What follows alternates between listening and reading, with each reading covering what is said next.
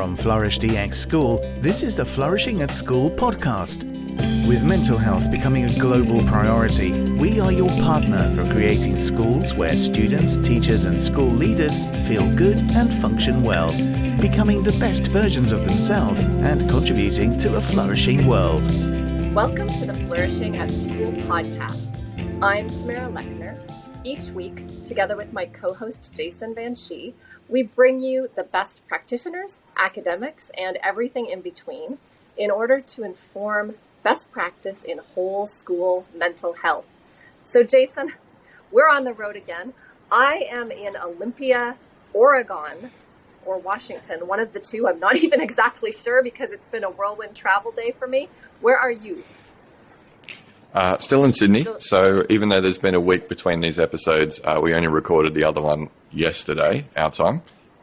So still in Sydney and still enjoying life. Yes. Excellent. And so we always ask everybody to talk about what they've been doing to support their well-being. So I'm going to jump in and just say today for me, it was just going with the flow because I was on a ferry. They never go as fast as you want. I actually left the house without my credit card. I always have my credit card on my phone, but apparently in the United States, you need an actual physical credit card. So I had to have my husband fly it to me. It's been a day. Let me tell you, these 24 hours since our last recording have felt a lot longer than that. So for my well-being, I'm exhaling and doing nothing tonight.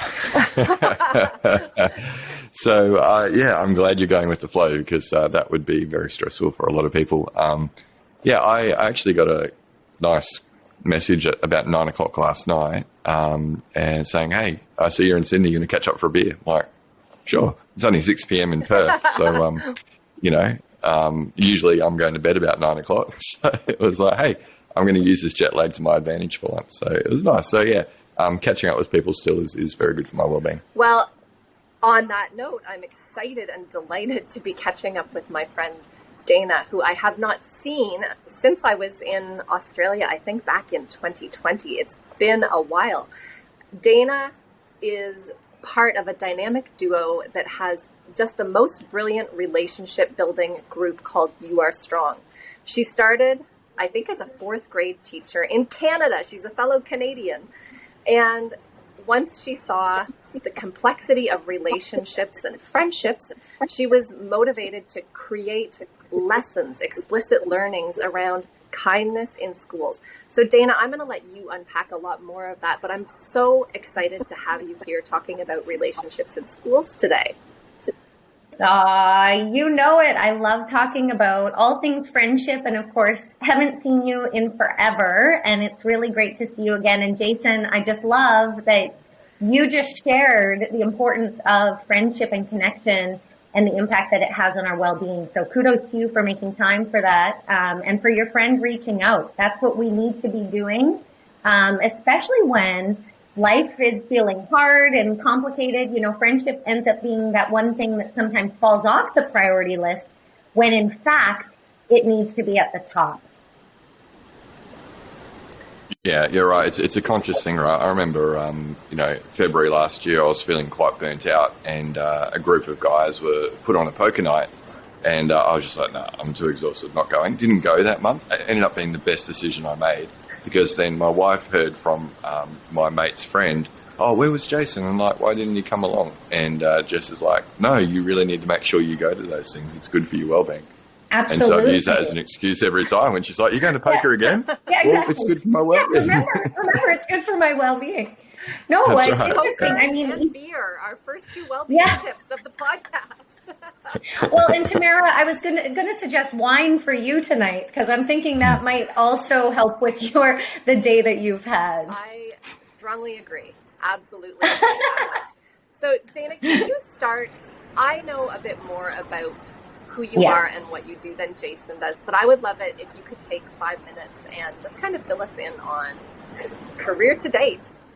Yeah, absolutely. Well, as you mentioned, I am a teacher and was teaching in Canada, in Calgary, Alberta, Canada, where I started out. I've been teaching for 2 decades now, but back in the early days of my teaching career, basically realized pretty quickly that my students couldn't learn when they'd gone out at recess and had an issue with a friend. I noticed that my students weren't writing very beautiful stories for me if they'd had an issue with a friend. So not only that, I would go home every single night to emails from parents saying, my child has come home from school today crying, they're upset because of an issue with a friend. So it was very clear to me very early on that we need to get friendship right in schools first. And when we get friendship right, then our students can learn and they love coming to school and they feel good about themselves. So that was kind of the beginning. I started almost 14 years ago. I wrote the very first Friendology 101 curriculum and started teaching it to my students. And it was a game changer. I mean, I spent that time teaching them skills to create healthy friendships, to resolve conflict. And so I needed language also. That was the other thing, like around these issues we have with friends. People were calling them a fight with a friend, a misunderstanding, a disagreement. Of course, lots of people call it bullying when in fact it's not. So part of the Friendology curriculum was creating some language and some tools that we could use that were really clear to kids. So we call it a friendship fire, and and in Friendology teach them step by step how to put those fires out. So yeah, almost 14 years ago, ran that very first Friendology 101 curriculum. And since then, we have reached over 1 million kids, parents, and teachers around the world, and we're in schools globally. Wow. Congratulations. That's amazing. I have a follow-on question because I'm curious to know what the age of the students that you first started this with were and what age has grown to. Oh my gosh. I love that question because one of the things I talk about in our teacher training is just the changes that I've seen in kids since I wrote that first curriculum. So at that time, I was working with students in grades 4 to 6 for that very first round. My students 14 years ago did not have mobile phones. They did not have TikTok, Snapchat. They'd not been through a global pandemic. There had been no Black Lives Matter movements. To say that my students have changed in those 14 years is an understatement. I mean, their friendships have changed so much. We've seen parenting change so much. So yeah, one of the things I talk about all the time with teachers is I am constantly updating the curriculum, updating the resources to change alongside the kids because, man, their friendships have evolved. Amazing work. That's such a big impact that you've been having, Dana. So it seems like relationships is the topic of the day, right? So why do you believe relationships play such a key role in schools? Yeah, well, it's interesting because obviously, as I mentioned, when I first started out, I realized, friendships are really important. My students can't concentrate. And I just knew it, kind of intuitively in that sense. But then I started digging into the research. And all of the well-being science continues to point to relationships being at the absolute heart of our well-being. There is nothing more important to our well-being than relationships. And even during these past few years with the global pandemic, I mean, we've all felt it. We understand. And the studies that have come out from that, even, they've mapped the brain in terms of that feeling when we crave connection is the exact same in the brain as when we crave food and water. So relationships are a basic need. Connection is a basic need, and especially as social creatures. So the science is there, and more is coming out telling us that, that social emotional well-being is foundational. So for me, specifically friendships in schools, though, that's where it's at, because when, again, I can talk about the research from the pandemic, when we look at what kids missed most about school, what were they feeling saddest about and missing, it was their friends. You know, friends are that most important relationship to children at schools. So what I love is that teaching kids friendship skills then apply to all their other relationships. You know, I always say friendship skills are relationship skills. So Tamara, your earlier question, actually, you asked, you know, what grades we're looking at. It started out grades 4 to 6, but we now have curriculum starting at early years. So our little 3 to 5-year-olds all the way up to year 8. So we have curriculum for all of those ages. And then what we're starting to do now in the last year or two, we've been working with high schools, 9 to 12, grades 9 to 12, in terms of a peer mentorship model. So training, I'm actually next week training year 10 students who are supporting the year 7 students in their friendships, because the research is showing us that children are more likely to seek help from a friend, a peer, a mentor, over a grown-up. They're not going to teachers and they're not going to parents. And the reason is we often make it worse. So, which I did a session last night. I had about 300 parents and I had to tell them, you often make it worse. You call the other kid's mom. And as soon as you do that, I mean, this is the science of consequences. Kids are less likely to go to you for help because you actually made that friendship fire bigger. So yeah, it's friendship skills to me are relationship skills, and you know, all the science supports the importance of relationship. Yeah, and Dana, here in Australia, I think the government really were very cognizant of that during the pandemic. You know, we'd already before the pandemic had record suicides, you know, in the preceding reporting period. You know, double the amount of people taking their own life than people dying in motor vehicle accidents, right? Yeah. And so there was a huge amount of investment put into telemedicine and looking at ways to, you know, try and reduce the mental health issues that would come along with that isolation. So, well, right. Yeah, at all levels, relationships are important and people understand that. Yeah. Do you know what? Actually, the government, the state government in Victoria have invested hundreds of millions of dollars in their schools in mental health initiatives, and URStrong is actually among that list of approved providers. But man, I hope the rest of the world is watching, because I just love, right, Tamara? You know what I'm saying. I'm so impressed that Victoria is doing this. All of their government schools get $25,000 per year for 3 years to invest in approved mental health and well-being providers. And I know that they're going to see just a massive impact. And my hope is the rest of the world is watching and will follow along in their footsteps. I couldn't agree with you more. And I've seen similar things happening in the UK where they've put money into a senior mental health lead upskilling. And so it's interesting that the Victoria schools are looking at programming for the kids, whereas the UK is going to adults. And it actually brings me to a question that I was considering, because I follow your Instagram and your LinkedIn and all your posts, and I'm often looking at what you're using as examples for kids who are 9, 10 years old. And I look at them and go, these are perfect for childish behaving adults. And we all know those, right? Those parents, those moms who are calling on behalf of their child and going to school and saying to the teacher, my child didn't do this. They are engaging in childish behavior. So I often think the skills that you teach need to be taught to the adults.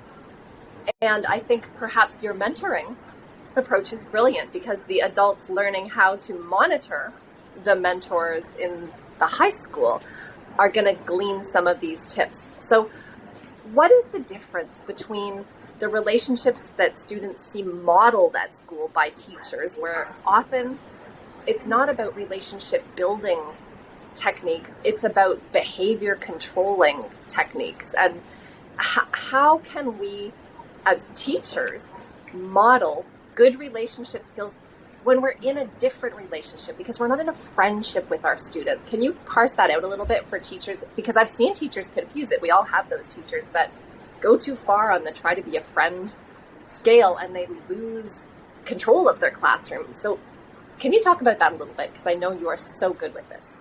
Oh, I just had about 8,000 thoughts come to my mind at one time. And it is so true what you say around all these skills that we're teaching children apply to grown-ups as well. And there's something pretty powerful about it, the simplicity of the language and the tools and strategies. But I tell kids all the time, I use this in my life all the time. So a couple things, modeling behavior. I will say I've been in hundreds, maybe thousands of schools now at this point. I walk into a school and I feel the energy, the vibe, the personality as soon as I walk into that school. I can tell the difference between a friendly, warm, nurturing, loving environment versus a cold, hostile environment. And what's reflected back to me is in the behavior of the children. But you see it. So it's pretty basic stuff. I mean, really, that we are showing and modeling this behavior to the students. But when I think about friendship fact number 3, which is trust and respect, are the two most important qualities in a friendship.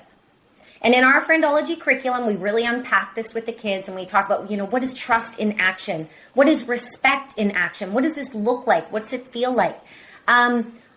This applies to healthy relationships across the board.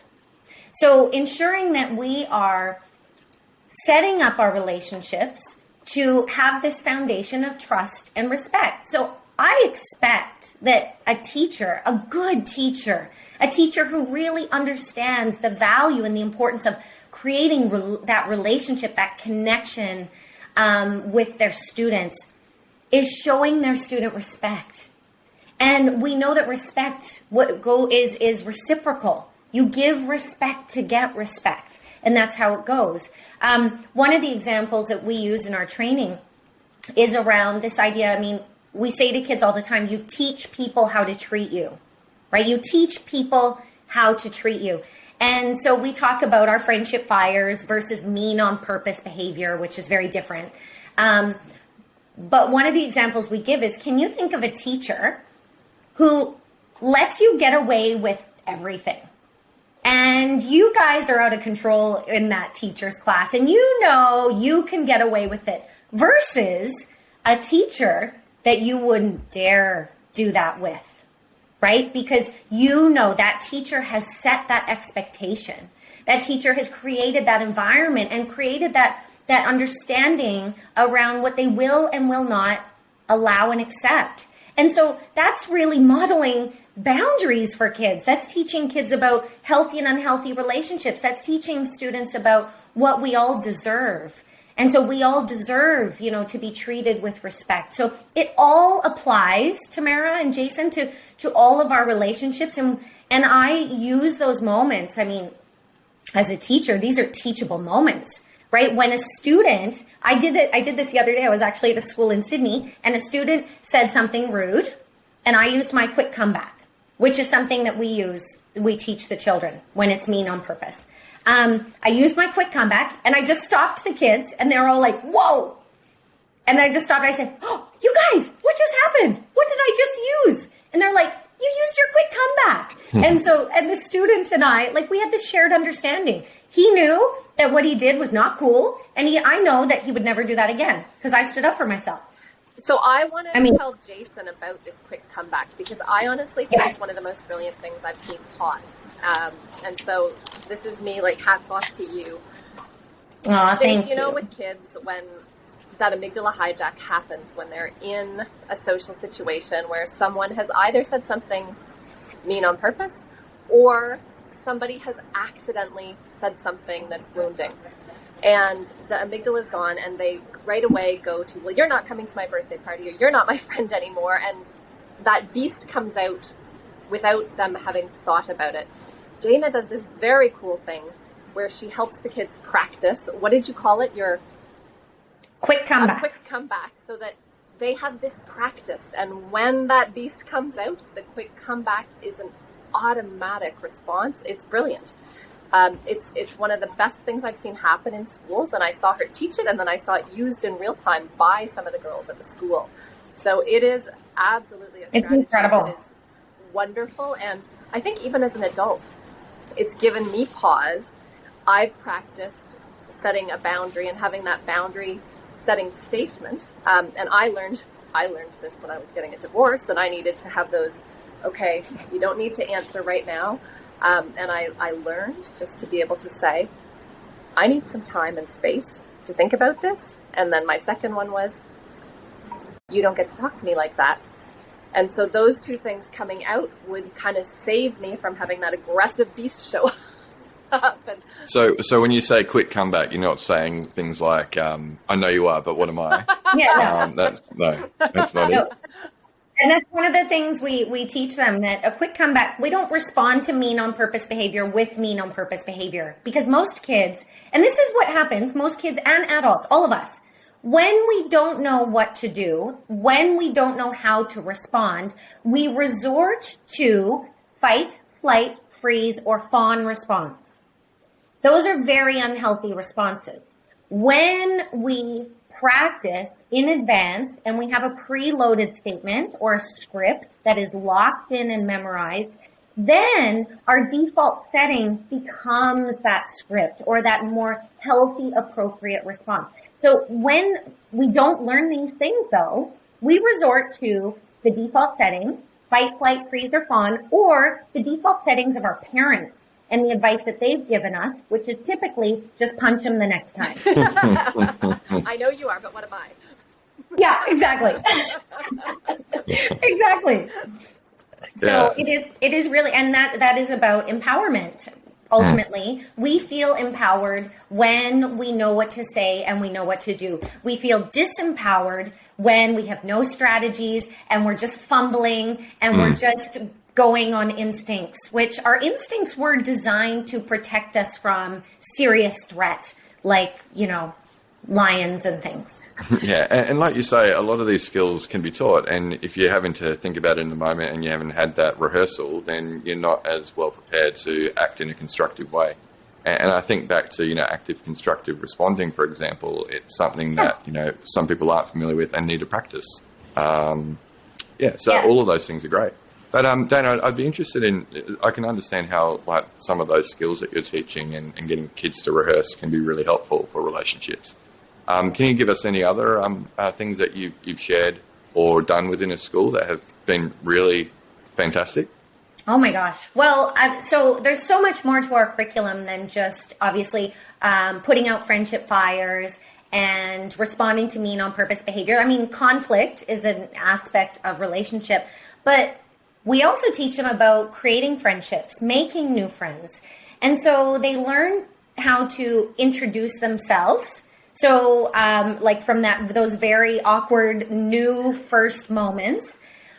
But one of, I think, the most powerful things that we are teaching is teaching children how to have a conversation. There is an art to a conversation, and not everybody is naturally good at it. And so when we take a look at just even making friends, I was just interviewed last week by a journalist on this topic of adults really struggling to make new friends and feeling lonely. I mean, we have a loneliness epidemic.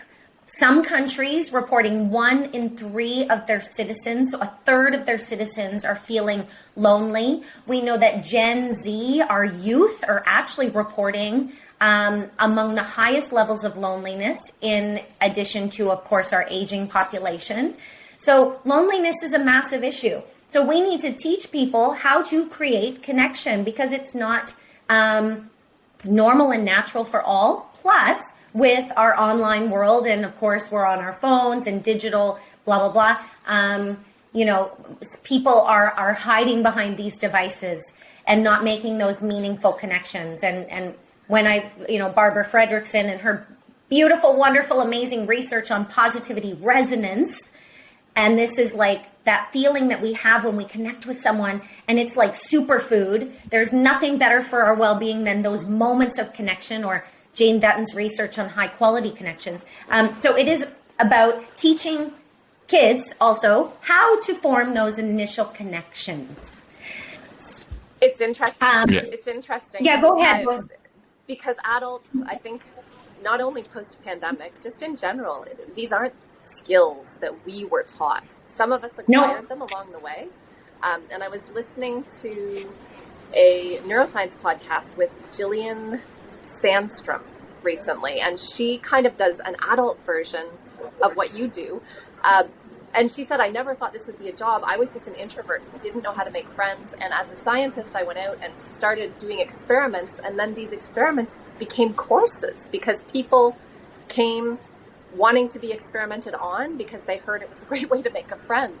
And so I think that absolutely teaching this to the kids is perfect because it is a skill they will take when they start a new school, when they start a new job, when they start dating. All of a sudden they have a skill set rather than just figuring it out by fumbling through, which I think is probably what we all did. Totally. Well, and let me give you some practical strategies, because if you're a teacher and you're listening to this podcast and you're anything like me, you're thinking, okay, so how do I do it? How do I teach my kids? I want practical tips and strategies. So the first thing, we teach kids 4 strategies for making new friends. One of them, and this is a favorite of mine that I use as an adult, is having a quick question. So you know how we just talked about a quick comeback? It's locked in, memorized, ready to go. We all need to have one quick question locked in there, ready to go when we meet someone for the first time. So for kids, it could be, what's your favorite video game? For adults, it could be, hey, where did you grow up? It could be something like, oh, are you local? Do you live in this neighborhood? We have these questions locked in, ready to go. My next strategy that we teach kids and works for adults as well is the art of conversation. So we teach it through a game of catch. Ask and pass, back and forth. So just like you throw it when you play catch, you throw a ball, the person catches it, they throw it back. Well, a conversation is just exactly the same, except I'm throwing you a question. You answer the question, and then you need to ask me a question back.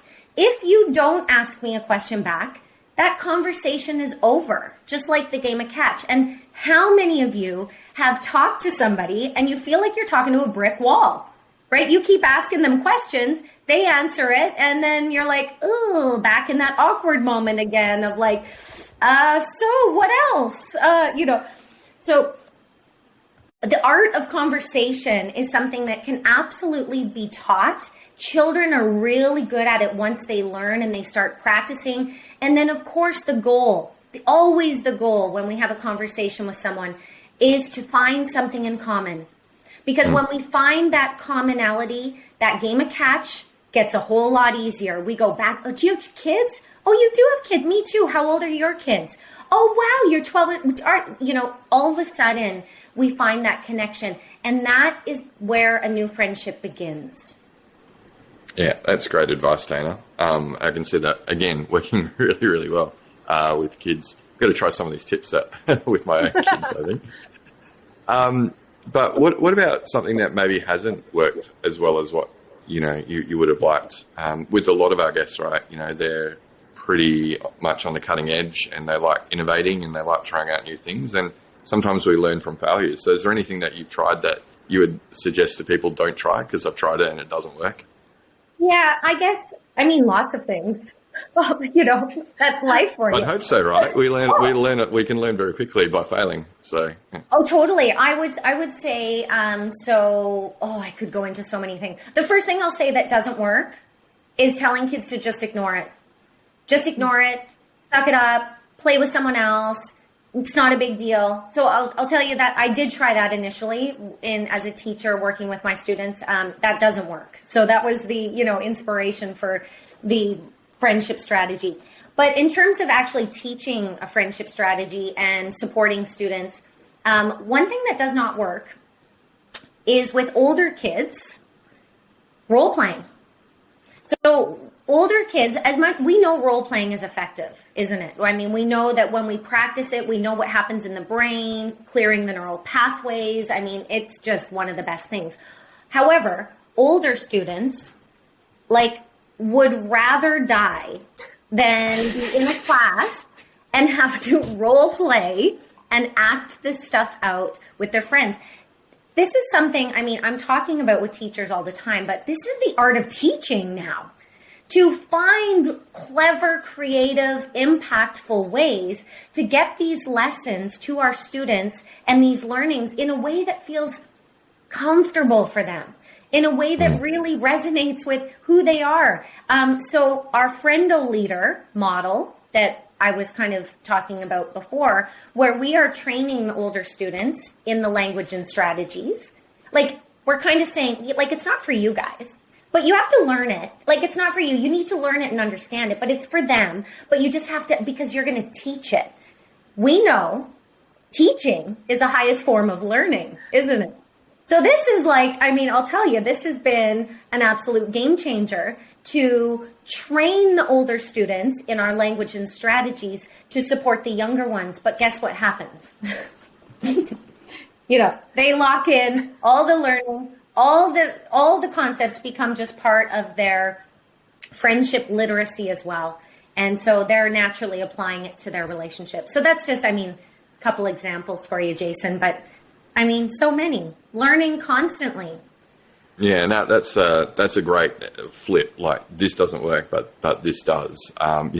Getting them to teach the younger kids, and then obviously they're learning by doing. I think actually, yeah, you're right. I always find that if you're comfortable enough to be able to teach someone a skill or something, then you actually know the content very well yourself.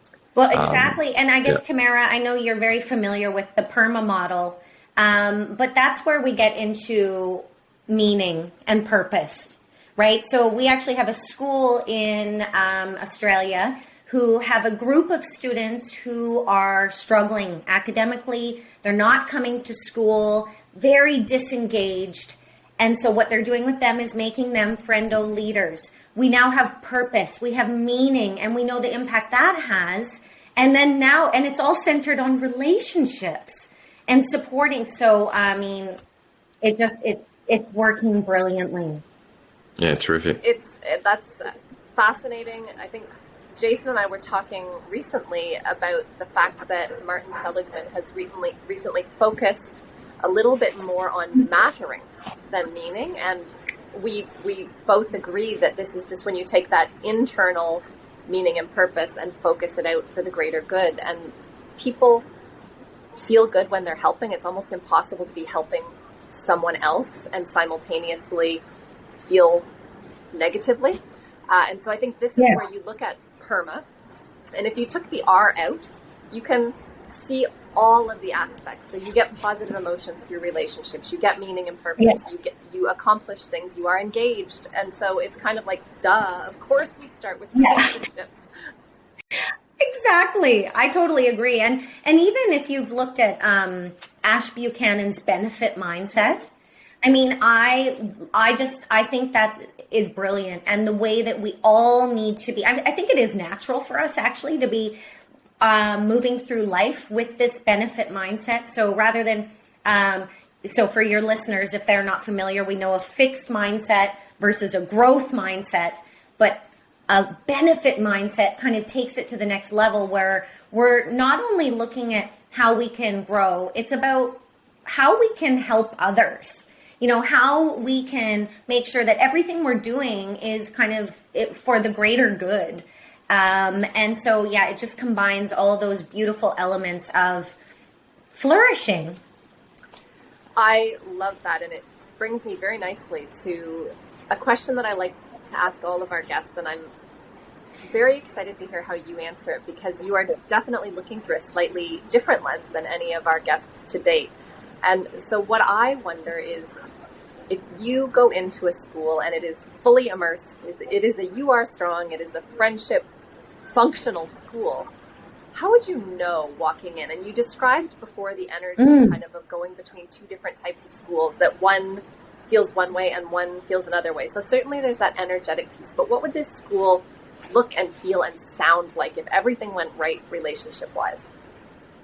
Oh my gosh. So I have two things come to mind. The first one is a word, and the word is harmony. It feels harmonious. Doesn't mean we're not having friendship fires. We absolutely are. Because that's normal. Friendship fact number one, no friendship or relationship is perfect. But there's this understanding and this kind of like acceptance that this is just normal. And so I think of, Dr. Susan David's word, emotional agility. Like we're agile about it. Like we're feel okay. But my second thought is an example that came into me yesterday from one of our URStrong schools in Hong Kong, actually the Canadian International School in Hong Kong. They've recently had our friendology educator training. The teachers have just taught friendology to their students. And a teacher emailed and said that she had two students, two boys so she was saying that the friendology program is working, and that they're using the language. But this scenario was two boys were having a friendship fire. So she said, I normally would have gotten involved, and tried to help them, but I stepped back. I let them go out and talk it out. I kept an eye on them, and I could see they were talking. The two boys were talking. And she said, I checked in with them after to see how it went. And they said, well, we're in the yellow zone now. We're in the yellow zone now, but we're getting there. And I know we're going to get to the green zone. So I just live for these moments, right? I'm just like, I'm crying. I get this email because so many things. I'm just like, okay, first of all, the teacher taught the language and strategies to the students. Second of all, the students feel confident enough to go out there and have a really grown-up adult conversation with their friend. Third of all, the kids were okay with the fact that, yeah, they're in the yellow zone. They're not green right away. They had a friendship fire. So it felt red, but they already made progress and they know they're going to get there. I just like so many things about that scenario to me. I'm just like, you got it. This is what it should look like. This is real life, but this is a community that understands conflict is normal, but we can survive it and that we can get through it together with trust and respect at the foundation. Such a mature way of managing, and absolutely that would be how a school would be dealing with regular everyday bumps in the road to relationships. They would just be bumps in the road, right? They wouldn't shut things down. And even for the teacher to not get involved, like, yes, you should not be spending all of your lunches and recesses putting out friendship fires and solving all the kids' problems for them. These are their friendships. This is their life. They've got this. So we just give them the skills and language up front, and then we allow them the space and the time to actually put those skills to practice. And this is when we do create these schools, our URStrong schools, who have healthy, flourishing friendships. So that's harmony is kind of the idea, but this idea that we're accepting of one another, we've got trust and respect, and we feel the connections, we feel the love. Dana, you're obviously very well read, particularly in the space of relationships and the science behind that. We like to, because we're a podcast, right, give our listeners some other things that they might like to listen to as well, or, maybe read, but preferably listen to, right? Is there so in terms of either professional or fun podcasts that you listen to, could you give our listeners maybe one or two things that you like? Or if you don't listen to podcasts, we're happy with a book. Oh, we're happy with a book. No, I like podcasts, of course. So recently I have been listening to the School of Wellbeing podcast with Meg Durham, and she does a really incredible job of, she interviewed me recently, but also all of her guests are really interesting. Obviously super relevant to our field of work. Personally, I have been loving the Practicing Human podcast by Corey Mascara, who's trained in positive psychology as well. It's my go-to before bed. Lots of really practical strategies, little tidbits to just, feel more, and very empowering as well. Like, I love stuff like that. And in terms of books, I mean, Together by Dr. Vivek Murthy is one of the best books I've ever read. As the Surgeon General in the US, he said there is no drug he could prescribe that could have a bigger impact than connection and relationships. So his research and his book was just so good. Permission to Feel by Professor Mark Brackett, of course. I love that one. Emotional Agility, Susan David. I could go on and on. Yeah, you could. Yeah, okay. Well, there's 2 podcasts and 3 books, so our listeners have a few things to get into. Yeah. No. Thanks, Dana. I think there's some great recommendations there, and some unique ones too that we haven't heard yet. So that's great. Yeah, I love getting unique resources and sharing them out with everybody. So on that note, I know that you have an opportunity coming up for schools to get introduced more deeply to your work, Dana. Do you want to share a little bit about that before we wrap up? Yes, absolutely. So next week, we've got our director of URStrong Schools, Tyson Greenwood, who is our implementation expert and has done the most brilliant job implementing friendology at one of the largest schools in the Southern Hemisphere. So he's going to be sharing what it means to be a URStrong school. So that's a free webinar for educators. But also, teachers can go onto our website and sign up for a 14-day free trial where they can check out friendology and the hundreds and hundreds of resources that we have available for teachers and parents. But it really is about creating that common language of friendship. So, yeah, lots there to work with. Awesome. I cannot encourage our audience more to grab that offer because Dana has great stuff, Dana and her team. So I think we are just about out of time. I have so enjoyed catching up with you and hearing a bit more about friends and friendship and the work that you're doing. For anyone who's listening, you please tell your friends about this fabulous podcast. You can also watch.